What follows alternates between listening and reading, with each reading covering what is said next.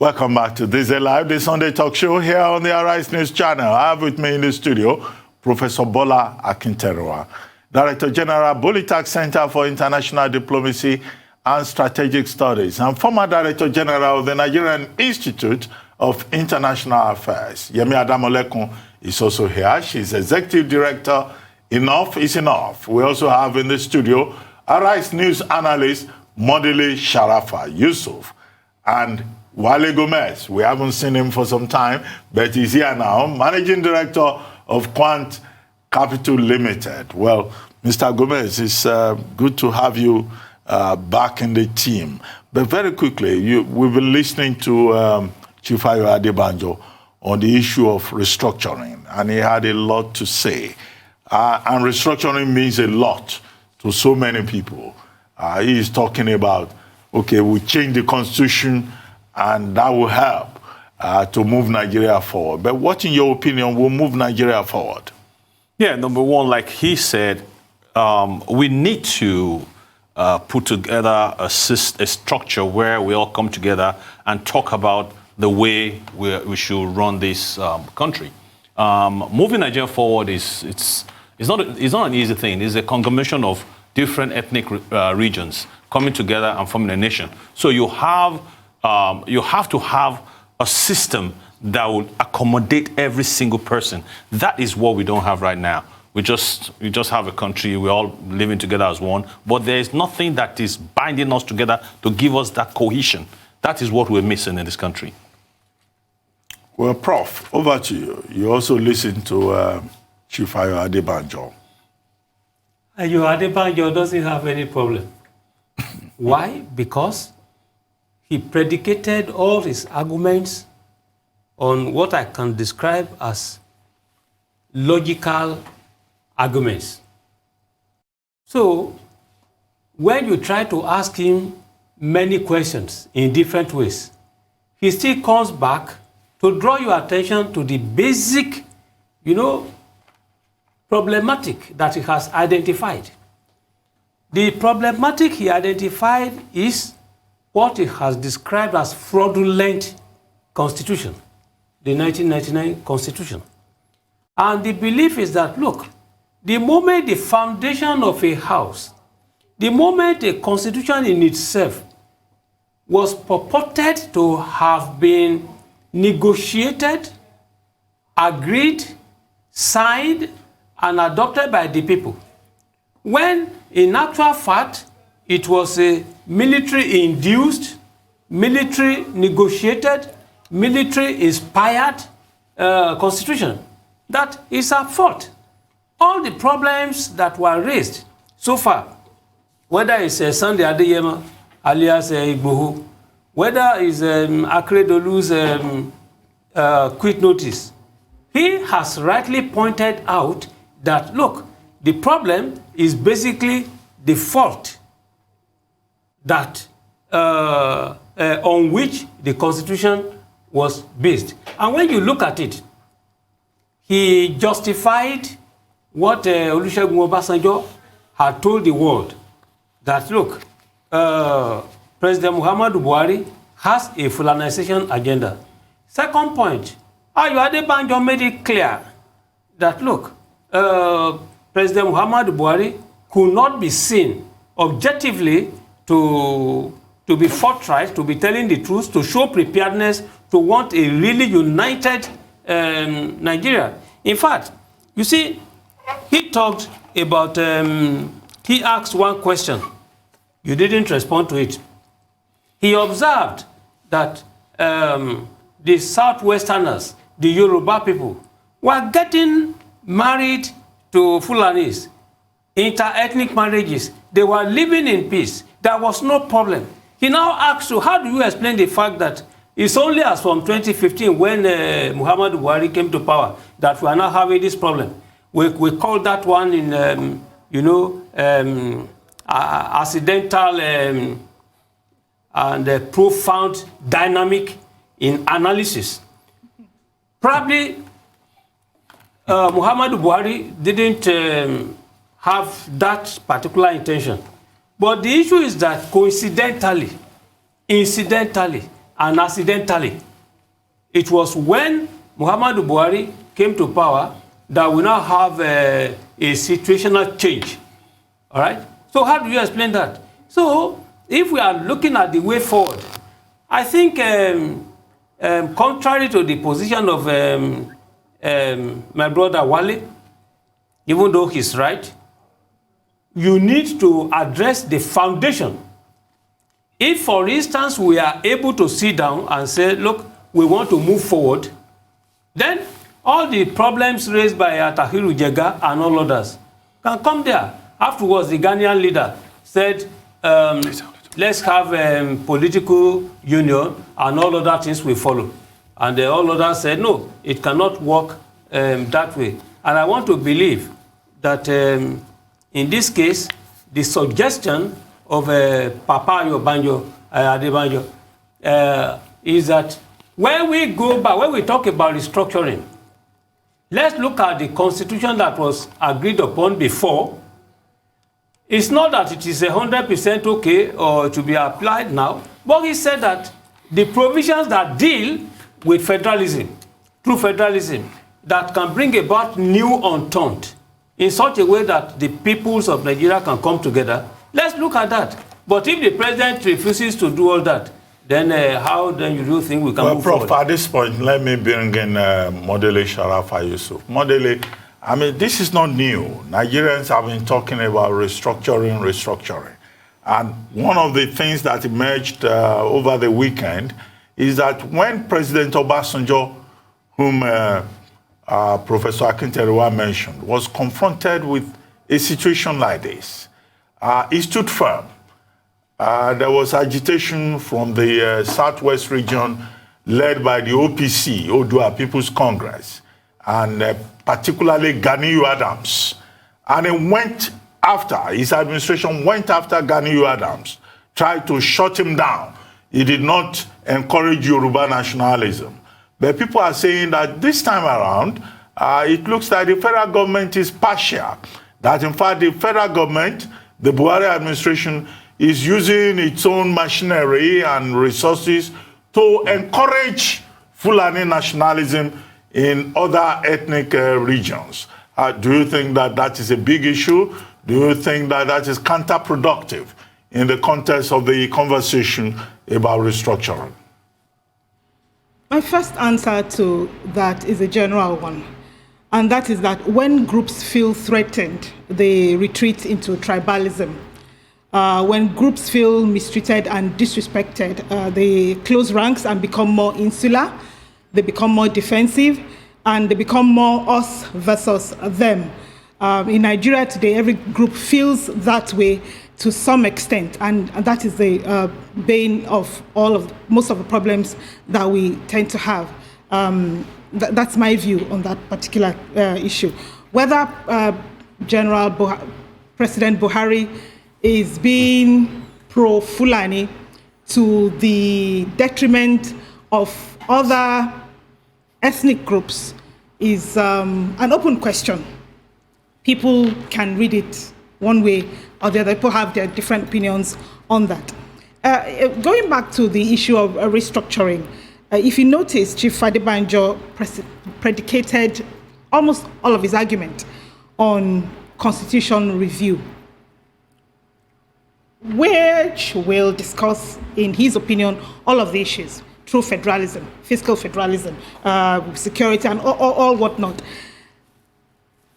The 1999 Constitution has been vilified. Many people think that it was a military-imposed constitution.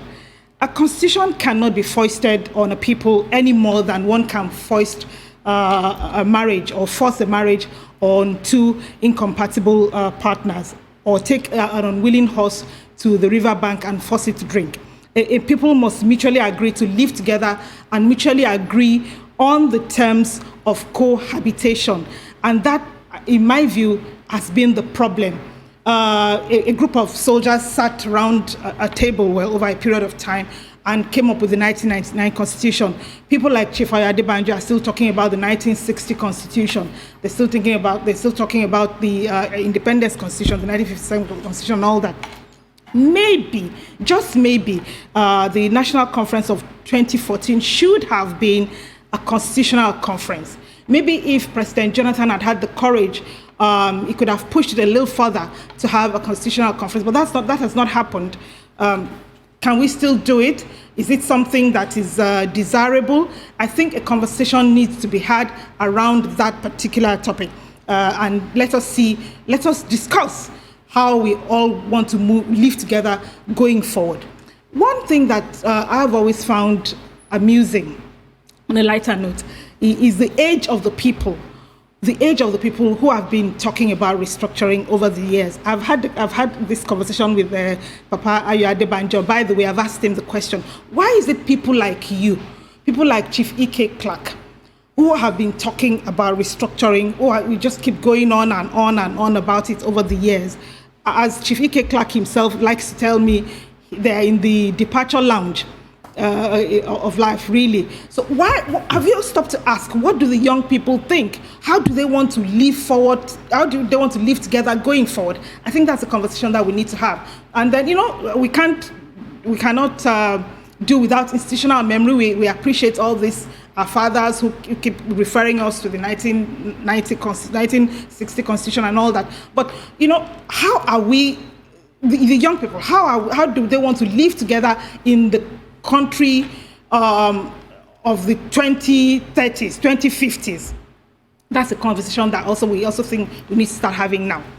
Well, Modele, I get your point.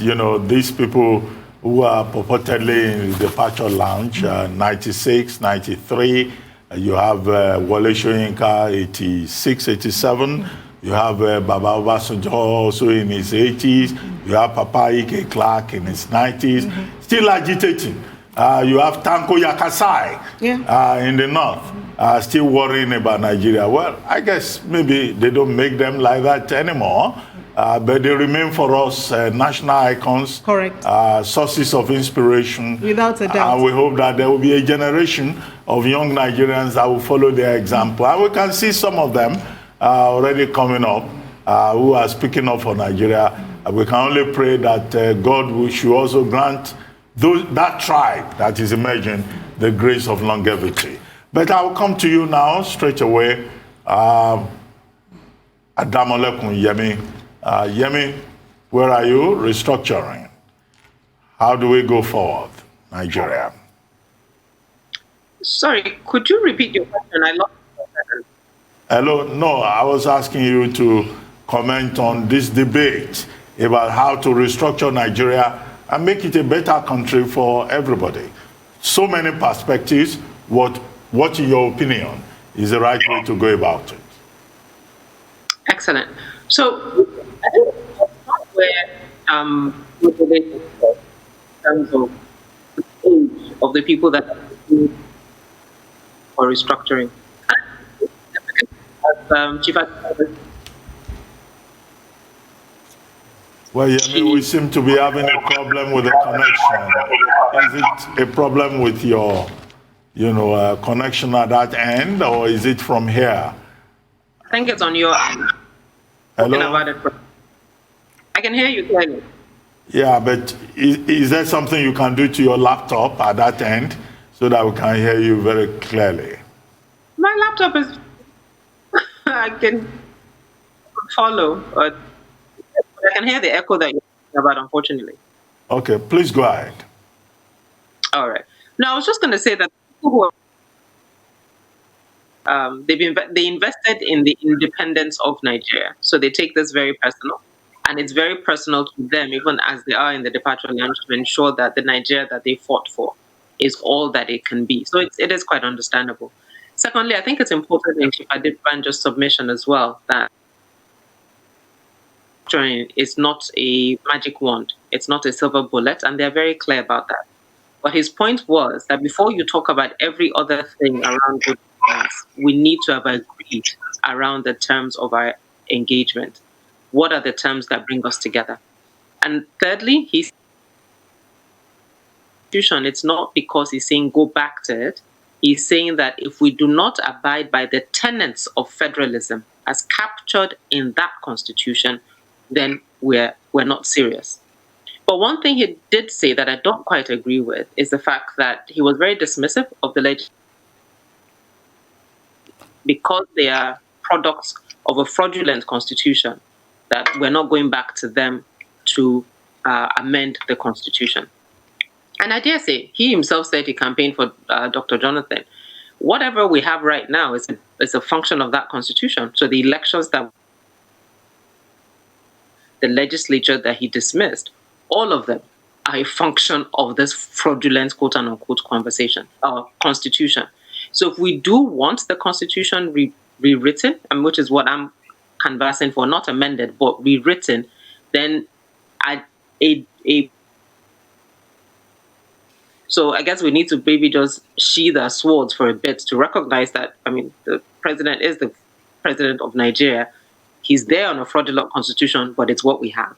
So if we want to write a new one, we need to accept that and then work within the institutions of the government as it is. Well, Yemi, thank you for that contribution. We'll just go straight to our next topic. The federal government, through the Ministry of Finance, has released 10 billion naira to support local production of vaccines in the country and has begun exploring options for licensed production in collaboration with recognized institutions.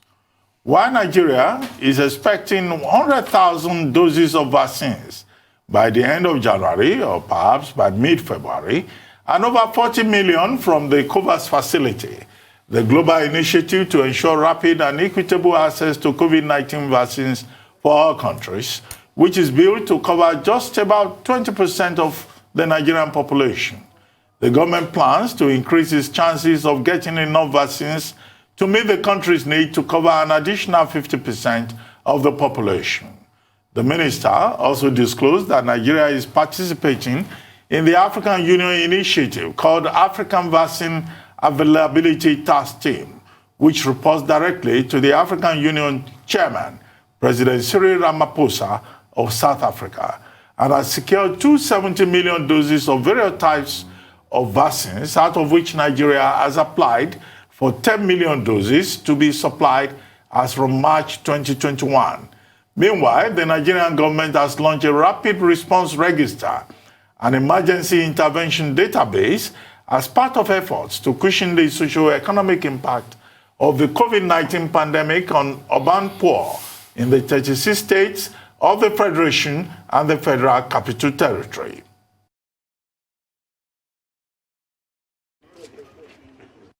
The National Social Protection Policy established the minimum guarantees for social assistance and social security in Nigeria. It also provided the framework for the implementation of social investment and social safety net programs in the country. I'd like to thank you sincerely for creating time to join us. Today is a critical milestone in both the implementation of humanitarian and social protection programs in Nigeria and the building of a shock-responsive social protection delivery system for the country. It is critical because it caters to the registration of the poor and vulnerable in the urban and rural areas across Nigeria.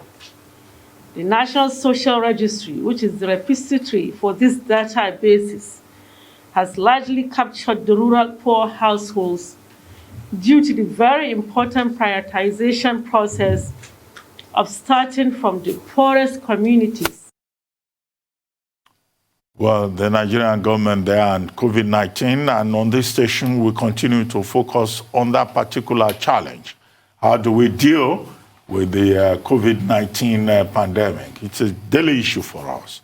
And at the moment, we've been focusing on vaccine and vaccination and what to do. Well, one major outcome of that introduction that I gave is about the plan of the federal government to update what they called a rapid social register. 24.3 million people who will be given 5,000 naira over a period of 6 months all running to about 729 billion or thereabouts naira to address the challenge of poverty and deprivation in the face of COVID-19. Could that money have been spent differently? And is there something else that the Nigerian government needs to learn from other jurisdictions in terms of how we're tackling COVID-19? Yemi Adamolekun, if your connection is much better now, I would like to start with you. Well, Yemi Adamolekun, well, we're still working on that connection to be able to get good coverage. But let me come to you quickly, Modele Sharafa Yusuf. Well, the vaccine issue, let me start with that. The plan, according to the federal government, is to vaccinate 40% of the population by year end.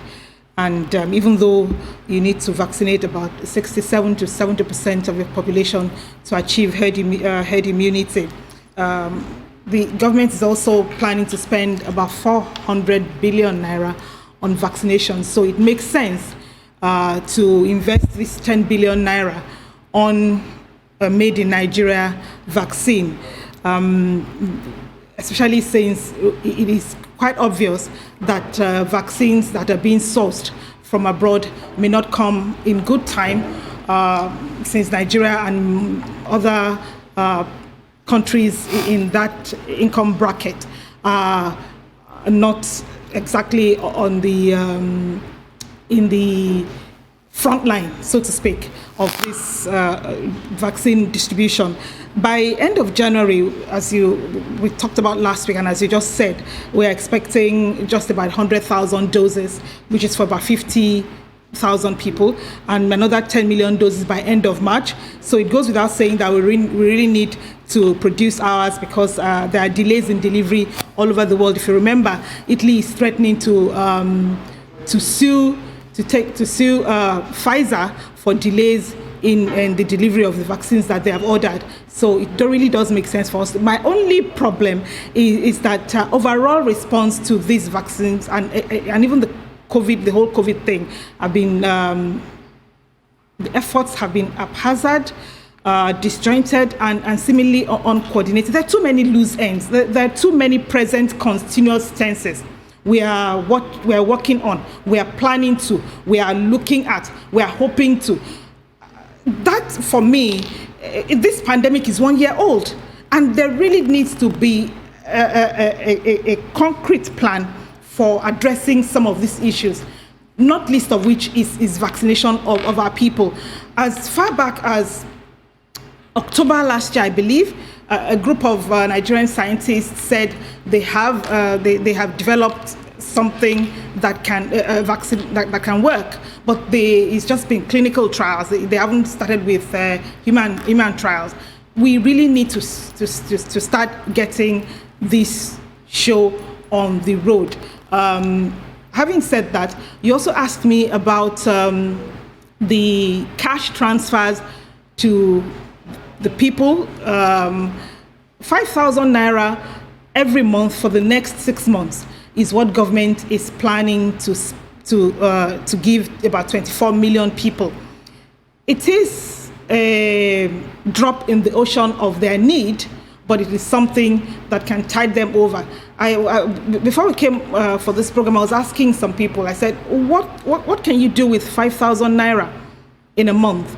And somebody said, well, you can buy a clipper, you can start a barbing endeavor, you can sell soft drinks, you can start a small food selling business. So it is small, but it will tide people over. That's my view. Okay, well, I mean, your concerns are well noted, but Professor Akintenewa, what are your thoughts on this particular matter? Do you agree with some of the points made by Modele Sharafa Yusuf, or you disagree? Modele made a number of good points which address the critical issues, but my problem is completely different. I have one question to which I've not succeeded in finding an answer. The question is, are there not two types of vaccines? Why? Because an emerging school of thought, and when we say emerging, let me say increasingly, is saying that the vaccines are meant actually to serve foreign policy interests of the more powerful countries of the world. Well, there's another school of thought that says that if the developed countries of the world do not take care of the interests of the low and middle income countries, they will pay the price in the long run. Agreed. So it will be counterproductive. Well, you are talking about in the long run. That's far away. No, it's not so far away. I'm coming. If you don't take care of the vulnerable countries, you pay the price. Look, when Modely, for instance, argued in terms of non-planning well in advance that we've been challenged by this COVID-19 pandemic for a year now, he was right. But the missing point there is that by the time they were planning initially, thinking of, hoping to do X, Y, Z, we were dealing with the first phase of the COVID.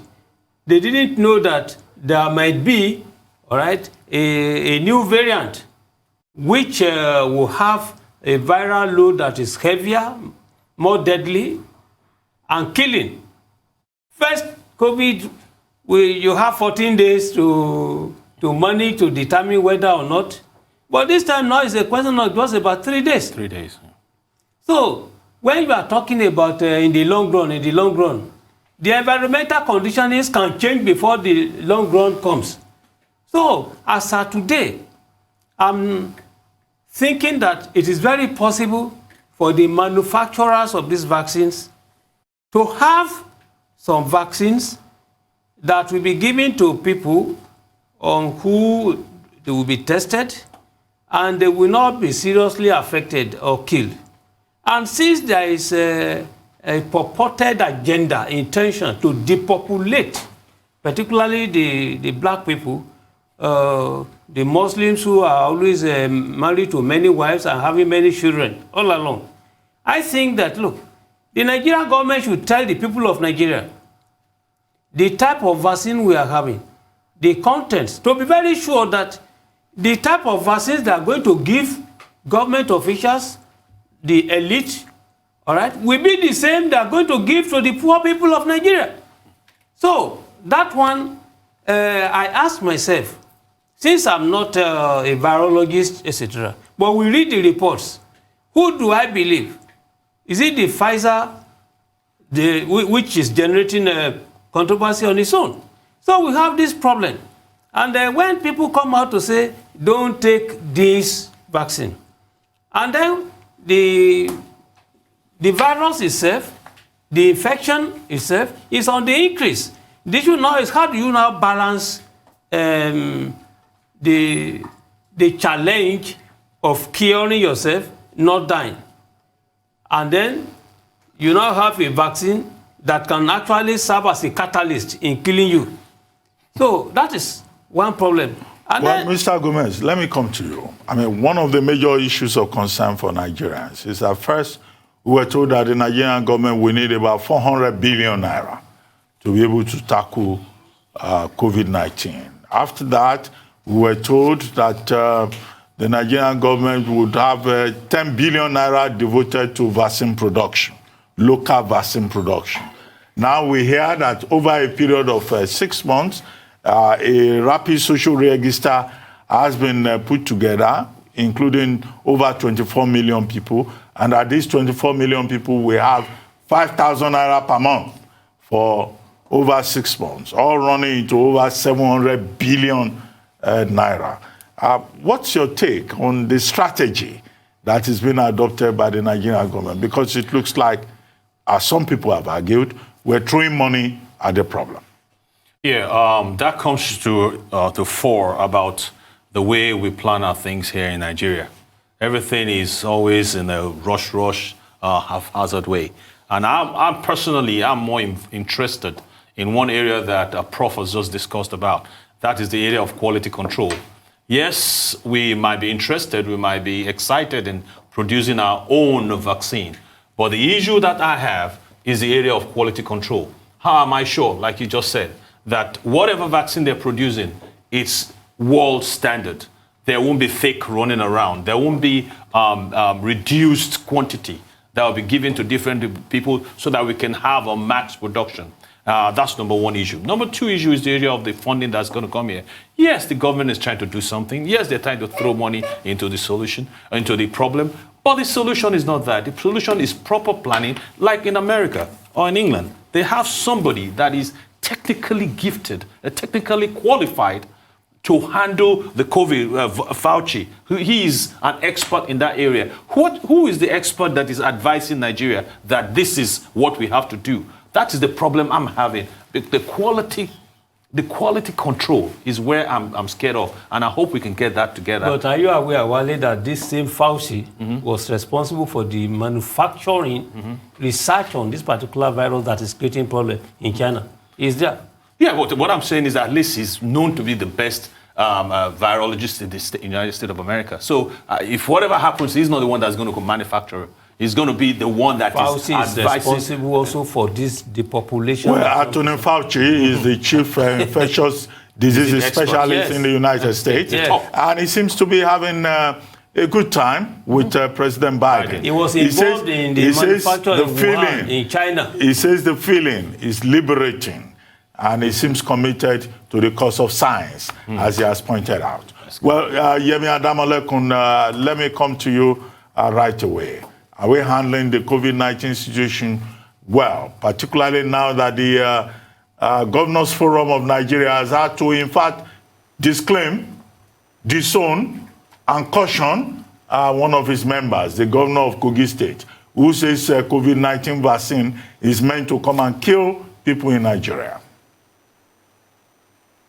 I mean, it's a reflection of how we engage with science and how the investment that as a country we've put into research and science. At a point in time, University of Ibadan, then University College Ibadan, was one of the top universities globally.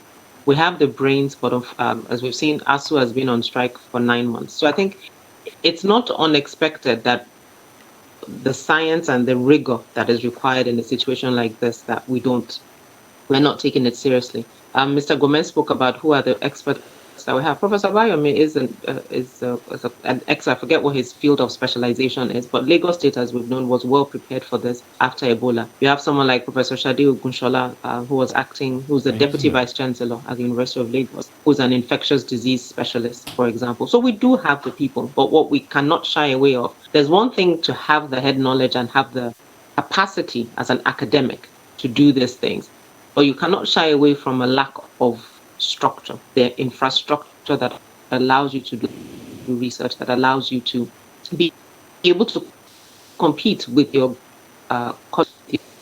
colleagues, in the sense that when their name does come up and there's that then bounces back off Nigeria. So I think we can't shy away from that. That's one part of it. Secondly, we also can't shy away general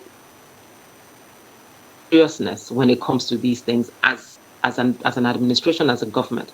We've seen, and I guess if we go back to this issue with restructuring, it also shows you what power lies when states are able to make decisions for themselves in areas like this. The way Lagos has taken this is very different, for example, than the way Kogi or Cross River did. Cross River was eventually forced to accept this when people were getting sick, and University of Calabar liaised directly with the Center for Disease Control and was sending their tests directly rather than going through the state, because they knew they had a problem. So are we handling it well? Have we done some things well? Yes. I mean, we've increased the capacity of the country to test, as we've built test labs, ramped up test labs across the country. But what we've also found is that it's not as easy for people to know. In Lagos, and I'll use Lagos again as an example, people are not unable to test. Let me use a personal example. A friend of mine whose brother had COVID, they were trying to use the Lagos State facilities to get tested, but they couldn't. So eventually they had to pay for private testing. So there's that balance as well, where if you can't afford to pay, you are out of this loop. If you are able to pay, private businesses, it is a business, yes, they're making money, yes. But where does that leave the state in terms of increasing its own capacity to take care of residents? And then you have the lapse because of the time that the state has, the gaps, the response time in people getting their results. So you test today, for whatever reason, let's say your boss says you should test, you don't know your results yet. Do you have the luxury to isolate until your test result comes out in 3, 4, 5 days? So there are a lot of issues. And then lastly, for the vaccine, and I've said this before, again, this goes back to our issue of a truly federal state, a federal nation, if I use that. We cannot be sharing vaccines by population. How is Katsina, Kogi is going to get, Cross River is going to get, Katsina and some other states that we've barely seen a blip. Whereas you have Lagos, the Federal Capital Territory, Kaduna, Plateau, topping the charts. Shouldn't it be skewed so that the places where you have a prevalence get them? But no, because every state must be treated according to, as Chief ADEBANJO said, local governments that you arbitrarily created. Doesn't make any sense. And we're seeing we're paying for it. We're paying for it. Well, Yemi, I agree with you on all the points. You've mentioned some of the experts that we have in Nigeria, Professor Akin Abayomi of Lagos State, but there are also others. Professor Yewale Tomori has been appointed by the governors as the head of a committee to advise the governors on how to get vaccines and how to go about vaccination. There was also a team, I think led by Professor Ajayi, that met with the vice president on the research on ivermectin. And we have that escalated all to the level of the WHO. We have people like Professor Sunday Umilabu, who is involved in research. And then, of course, Professor Ajayi, that I mentioned earlier, and that ivermectin team. But the question is, will Nigeria listen to the scientists? Because that's the major problem that Anthony Fauci had under the Donald Trump administration. The politicians must learn to follow the science. And it's good that the Nigeria Governors Forum, led by Kayode Fayemi, is saying that they will listen to the science. But how quickly? That's the challenge that we face. Let's take our next topic.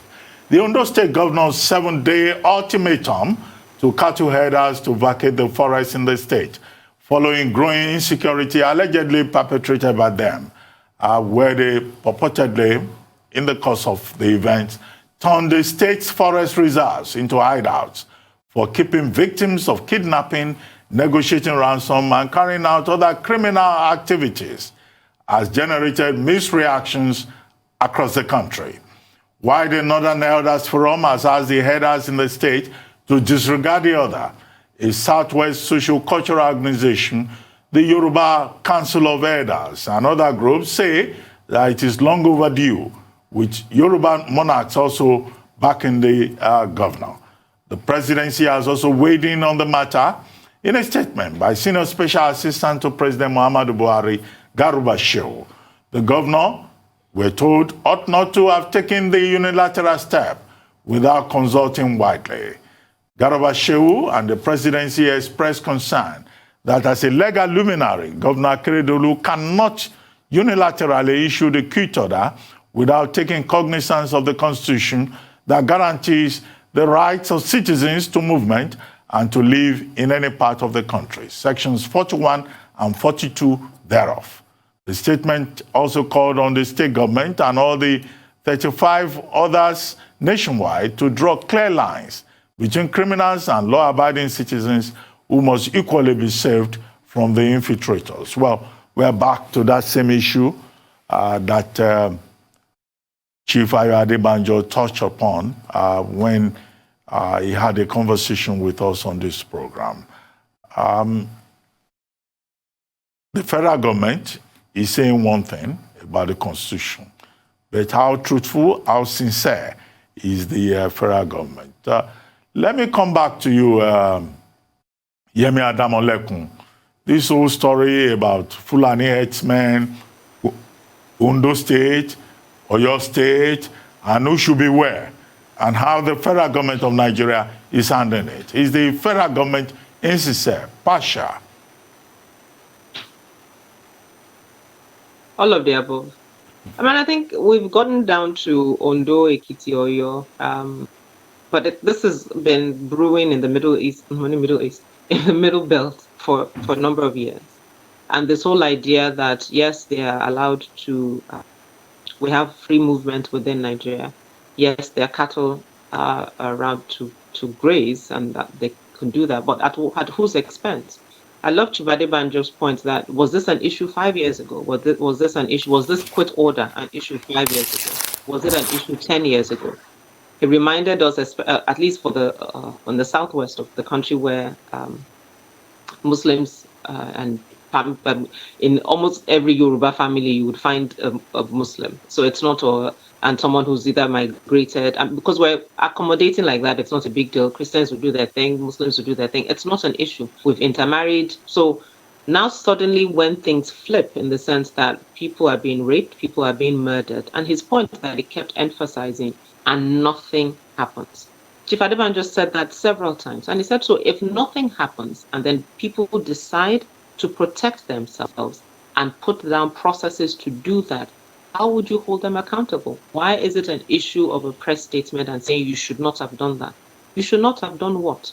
You should not have made a statement to say that this is not going to be allowed to happen because federal government that should control, that has control over security agencies are not doing their job. So I will do my job as a person elected to protect my people, to protect my people. And again, to your point, it goes back to this whole question. I was part of a panel for the 17th Ganifawa Emi lecture, at which point the governor of Borno said that he doesn't believe that we're ready for state police. But what was interesting in his statement was he didn't say he didn't believe in state policing. He said he didn't think we were ready. But unfortunately, he now didn't talk about the process that will get us ready.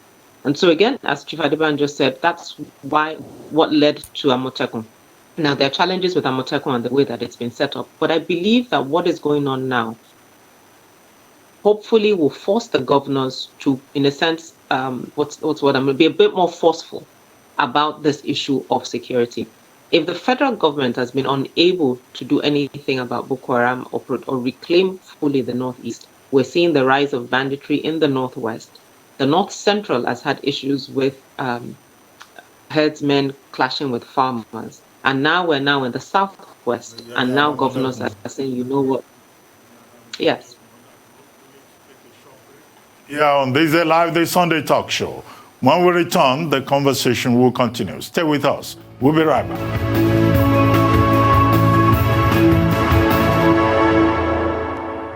Welcome back to Thisday Live, the Sunday talk show here on the Arise News channel.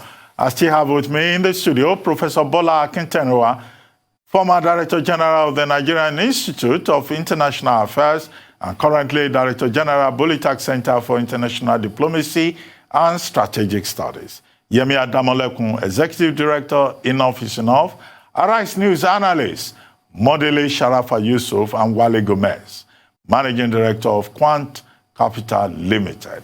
Well, Yemi, let me come back to you quickly so that you can just summarize your thoughts before I interrupted you earlier on. Thank you. I was just trying to make the case that what is happening is not new. I guess it's now in the Southwest, and Southwest governors are choosing to handle it differently. But it's basically made its way from the Northeast to the Northwest to the North Central, and now we're in the Southwest. Actually, there have been a few complaints in the South-South and the Southeast as well, but nothing that has gotten this level of response. So the challenge that the federal government has not been able to secure Nigerians is what is now being reflected. And to your point, it also ties into our terms of engagement and who controls what, that is then able to make decisions that affects their population. Again, back to back to that topic. Well, quickly, Mr. Gomez, Wale Gomez, your input on this subject. Is Akeredolu the courageous man, and Makinde is a coward because he seems to have been accused of towing the Fulani line? I think they both have their ways and the reasons where they're making their statements. For Akeredolu, I want to believe that he's saying the way he feels. And with Makinde, he's been a bit political about it. I don't see the justification for that. But I just feel that he wants to make statements that will douse a bit of the tension. That's just my because I can't see any reason why my people will be killed and I'll keep quiet. No, it's not going to happen. So with him, we don't know why this issue is like this. But my issue here is the government of the day should see that the herdmen issue is creating a lot of problem in this country. And like Papa ADEBANJO said that before Buhari came in, we didn't have any cows roaming around the streets everywhere. I mean, we know they're around, but we don't never see. Now they're on the expressways, and even in my office, and I get to the office, I see them walk in front of my office, and it's just ridiculous. And now the herdsmen the Fulanis are even killing people. So it's a serious matter, and the government should try its best to get this thing sorted out. It's a mess. It's not good at all for the government. Well, Modeli, let me come to you quickly before I take Professor Akintenewa's inputs. I'm reserving Professor Akintenewa to comment on foreign issues. Over to you, Modeli. The Fulani versus the rest of the country issue. Because as Yemi said, this is not just Fulani versus Southwest issue. This is something this is a problem that is common all over the country. How did the Fulani become this much hated group across Nigeria? We need to ask ourselves that question. As Wale said, we've always known the Fulanis to be cattle rearers. They have their cattle route from up north to down south. Over the years, they've been a part of our lives. It was just, you would walk around and see, especially in the rural areas, and see a young Fulani man with just a stick driving his cattle to forage. But now they're carrying AK-47 rifles. How did that happen? From what I gather, part of the problem is also insecurity. It was people it was cattle rustlers who were killing these young people and making away with the cows that made cattle owners, because as you probably would know, it's not those who are rearing the cattle. It's not always those who are rearing cattle who are the cattle owners.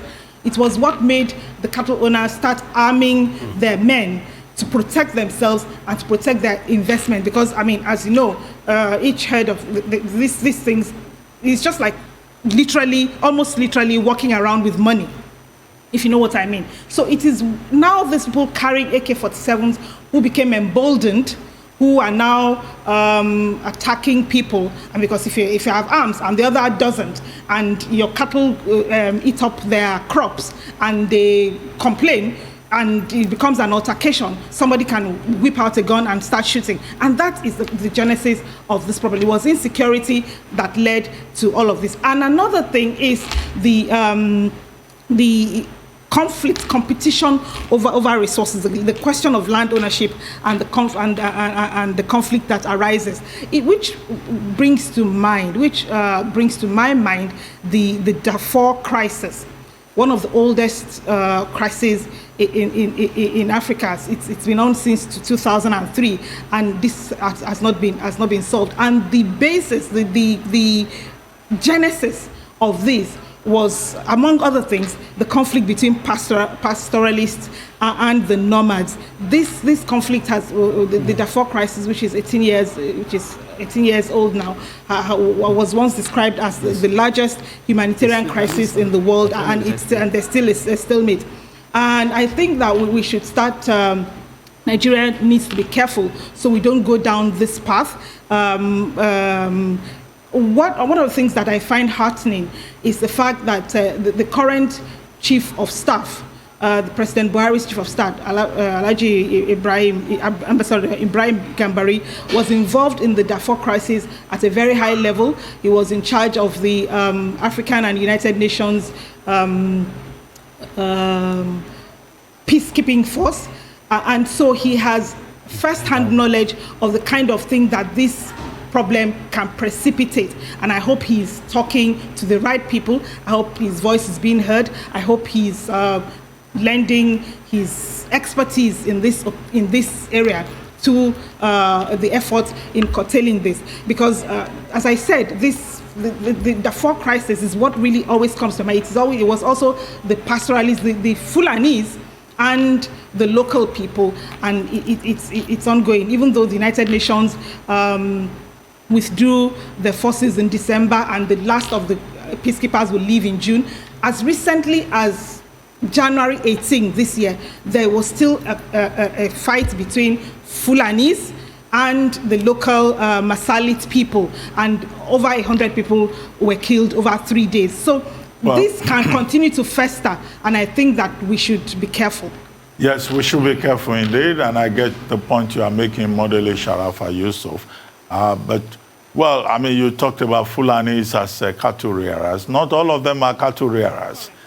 Some of the brightest people that I worked with in the last decade are Fulanis. You know, well-educated persons, So we must avoid the error of labeling people. Absolutely. Saying because they are from a particular region, they are like this. We have very distinguished, decent, competent, distinguished, accomplished persons from among the Fulani stock. As we have one being President from every part of the country. Yeah. However, the issue we have to deal with is about these AK-47 carrying Fulanis. Who have become an issue. We also need to worry about this Sharia law on the basis of which we have conflicts with the legal system in Nigeria. And then this general perception that once your kinsman is in power, because of the politics of proximity, you can behave as you wish. But let me quickly bring in Professor Akinterewa into this conversation. Yeah, Prof, over to you. Thank you. Shehu Garba was reported as saying that Akeredolu of Ondo State to have consulted widely rather than unilaterally deciding to serve a quit notice. I think Shehu Garba needs to be told he doesn't need to go to school again and learn about the principle of a non-terra nullius. Terra nullius in law, in international law in particular, is that there is no territory, no land that does not have title. In other words, the federal government cannot behave as if it is the owner of every land there. So if you are asking, if you are supporting, if you want to assist herders, okay, please, it is the federal government that you consult.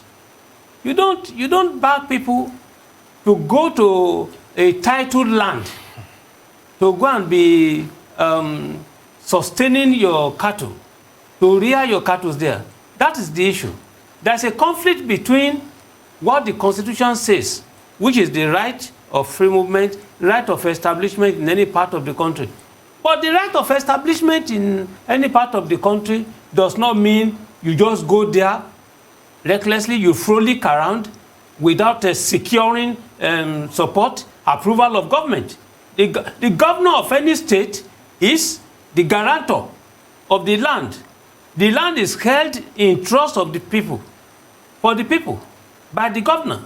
So in this case, we need to get certain things right. And I want to believe that the attitude of Akeredolu was best, is best, and will remain the best because he responded to it peacefully by asking them to go. Well, thank you very much, Prof. We'll move on to our next topic, the United States. Joe Biden is now the 46th president of the United States. He swore to the oath of office on Wednesday, January 20, to take the helm of a deeply divided nation and inheriting a confluence of crises arguably greater than any faced by his predecessors. Joseph Biden's inauguration came at a time of national turmoil and uncertainty, a ceremony of resilience as the hallowed American democratic right unfurled at a U.S. Capitol battered by an insurrectionist siege just 2 weeks ago, precisely January the 6th. On a chilly Washington day, dotted with snow flurries, a bipartisan trio of ex-presidents, along with the elite of nation's government, gathered, ensuring the quadrennial ceremony held, even though it was encircled by security forces evocative of a war zone and devoid of crowds because of the coronavirus pandemic. Here, let's take a look. I, Joseph Robinette Biden Jr., do solemnly swear. I, Joseph Robinette Biden Jr., do solemnly swear. That I will faithfully execute. That I will faithfully execute. The office of President of the United States. Office of President of the United States. And will, to the best of my ability. Will, to the best of my ability. Preserve, protect, and defend. Preserve, protect, and defend. The Constitution of the United States. The Constitution of the United States. So help you God. So help me God. Congratulations, Mr. President. This is America's day. This is democracy's day. A day of history and hope, of renewal and resolve. Through a crucible for the ages, America has been tested anew, and America has risen to the challenge. Today, we celebrate the triumph not of a candidate, but of a cause, the cause of democracy. The people, the will of the people has been heard, and the will of the people has been heeded. We've learned again that democracy is precious, democracy is fragile, and at this hour, my friends, democracy has prevailed. On this hallowed Well, President Joseph Robinette Biden Jr., the 46th President of the United States, taking the oath of office. Well, I'll come to you right away, Wale Gomez. But now we'll take a short break, commercial break. When we return, the program will continue. Stay with us. Welcome back to Thisday Live, the Sunday talk show here on the Arise News channel. I still have with me Professor Bola Akintenuwa, former Director General of the Nigerian Institute of International Affairs, currently Director General, Bulitac Center for International Diplomacy and Strategic Studies. Yemi Adamolekun is still here, Executive Director, Enough is Enough. Arise News analyst Modele Sharafa Yusuf is still in the studio, and Wale Gomez, Managing Director of Quant Capital Limited. Well, Wale Gomez, I said before we went on break, after introducing the big event in the world, the inauguration of the 46th President of the United States, that you will comment on it first. And that was deliberate. You are the only person here with dual nationality.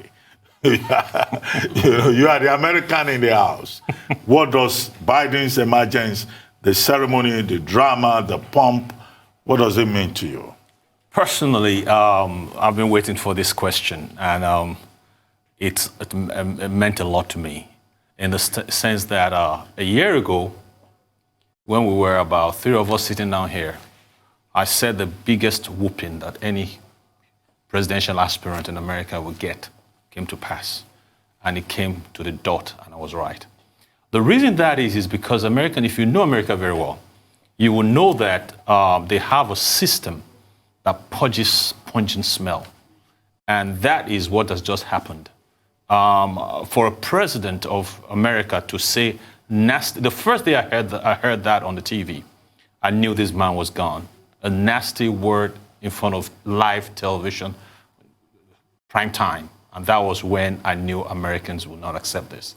But be that as it may, the president now, which is a joy to me, is pepped up to take the country and bring the fighting arms together to make it as one. The reason this is because he is saying that America is going down the drain with the whites and the black, the Hispanics and everything, and there are fights going up and down, and it's affecting a lot of things. It's affecting the economy. It's affecting the way of life of Americans. It's affecting everything that is American, and American will not stand for this. And I'm glad that Joe Biden, who is detribalized I would say detribalized. He's a globalist. Globalist. He loves everything. And I remember I told my wife, I said before then, I said the only person that could beat Donald Trump was Joe Biden. And the reason being that he sees everybody as part of his own. And he's trying to build a different country. And I wish we could have the same thing in my country here in Nigeria, where people can just be free to be Nigerians. And I'm glad it's Joe Biden, and I'm very, very happy that we got the country back. Thank you. Well, Prof, let me come to you quickly. You are the international relations expert. So we've listened to the citizen. Now we listen to the expert. Well, all citizens of America will normally argue the way Wale has done. So it's expected. I quite agree that January 20 was really a day of democracy for the people of America, but also for the people of the world. He said that it was not a celebration of any candidate per se, but a celebration of a cause, now of a purpose, of an agenda. So that can be quite interesting. While I want to agree to an extent with Wale when he's raising the issue of being a globalist, trying to bring everybody together, trying to reunite the country, I think that there is a limited extent, to what Joe Biden can do. The mere fact that Donald Trump could have 70 million votes supporting his idea indirectly of a white supremacy is the issue.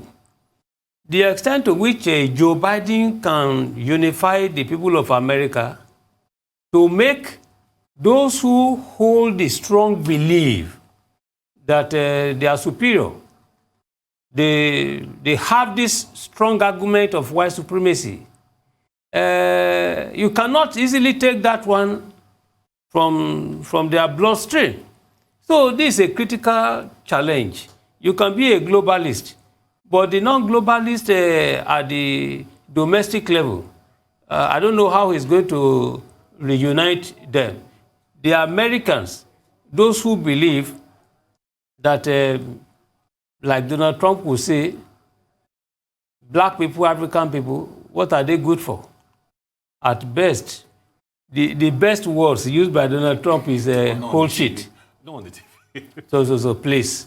All these things, and will the foreign policy of the U.S. change? No. The foreign policy will remain essentially the same. But tactically, in terms of how to implement it, it may vary.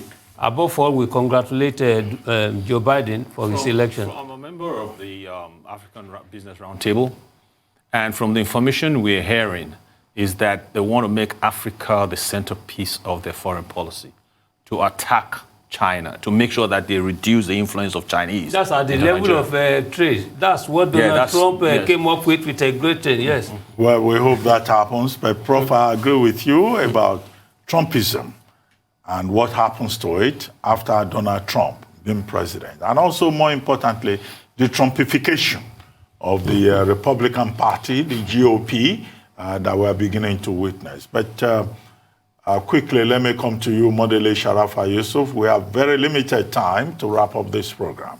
If you can make it brief. Yes, let me just speak to what you just said now, the Trumpification of the polity, and what Prof said about 70 million people, white, most of whom are white, who voted for Trump. One of the things that President Biden has to manage going forward is white Americans and the widely held view that they are they're replacing blacks as the primary victims of discrimination. A 2012 study actually showed that more than half of white Americans believe now that white Americans have replaced blacks as the primary victims of discrimination. And that I think is what has led to what we have seen over the last 4 years and what is now being termed the white supremacist movement. What I find intriguing is how President Biden has started managing the identity politics of America. In his appointment, there are many firsts, and it's said to be the most diverse and inclusive in American history. There are blacks, whites, Hispanics, Latinos, Asians, transgender, LGBTQ, all of them are represented. He's building a team that is diverse, inclusive, and very importantly, a young team, which brings to my mind the 3 Nigerians that have so far been named on his team. One who is Adewale Adeyemo, who is Deputy Secretary of the Treasury, who, like the Minister of State for Finance, is just 39 years old. There's Fumi Badejo, a White House counsel, who's 26 years old. There's Osareme Okolo, the COVID-19 policy advisor, who is also 26 years old. These are young people who are being brought into the mainstream of politics, and I think that's something that we need to learn in Nigeria. Bring our young people in. They have good ideas. The future is theirs, and they need to start getting on board now and contributing their quota to national development. Well, Yemi, if you could just help us wrap all of this up in terms of the point Modele was making, lessons to be learned. We've seen a president who hit the ground running from day one. He started with executive orders, with directives, and here in Nigeria, sometimes we wait for like a year before a president wakes up. Thank you. 2 quick things in terms of lessons to be learned. For those who caught the footage of him speaking, swearing in his staff, the White House staff, one thing he said very clearly: teach each other with respect, with humanity. And if anybody disrespects any other person on the team, I will fire you on the spot. Again, signaling, messaging very clearly that I'm not here to play, and I expect people to be treated well. So again, I guess to Mr. Gomez's point about Trump's comment on TV and what struck him about that. And secondly, I think just the ceremony of it. The whole world was watching America and their elections. There's no other country on the face of the planet that gets us that much attention. And I think it speaks to the beauty and the influence that America has in terms of propagating this whole notion of democracy. They have been involved in toppling governments around the world. They've been involved in influencing the outcome of elections. But you cannot take away the fact that even not only in their rhetoric and in their speech, but even in the visuals, they communicate why they believe in this system of government and why it is that powerful. One of my favorite moments from the inauguration was watching the footage of Bill Clinton, Barack Obama, and former President George Bush, all former presidents, speaking about the peaceful transfer of power. The banter amongst them, their commitment to country above their person, the fact that they believe that the opportunity to serve was the singular honor of their career, or their lives, so to speak. And again, that just reinforces the power that America has in signaling and influencing this mode of government called democracy. And for me, I mean, one of my tweets said, God, when? Just basically saying, when will Nigeria get 3 men who not only understand the importance of service, not even 3 men, just one, please, 1 man or woman who understands the importance of service, and we can look at with pride that, yes, Nigeria has come of age. Well, thank you very much, Yemi Adamolekun. Thank you, Modele Sharafa Yusuf. Thank you, Wale Gomez. Thank you, Professor Bola Akinterewa. You've been watching Thisday Live, the Sunday talk show here on Arise News. I'm Reuben Abati. From our entire team here in Lagos, it's bye for now, and thank you very much for watching. We'll see you again next Sunday.